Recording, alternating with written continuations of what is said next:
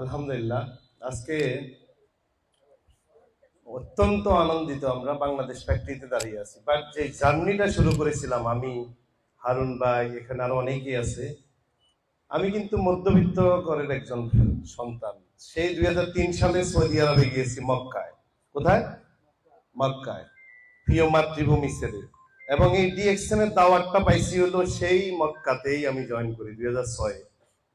এবং সেখানে মার্কেট তৈরি করেছি, বাট অফিস ছিল না আমাদের ডিএক্সএল। কষ্ট করে ব্যবসা করতে হয়েছে। ঠিক বাংলাদেশে আসার পরেও ফ্যাক্টরি হবে যে এরকম কোনো কল্পনা আমরা কখনো করি নাই, কারণ ওয়ার্ল্ডের মধ্যে ডিএক্সএল 180টা দেশে ব্যবসা করছে। কয়টা দেশে করছে? মাত্র 10টা দেশে ডিএক্সএল এর ফ্যাক্টরি আছে।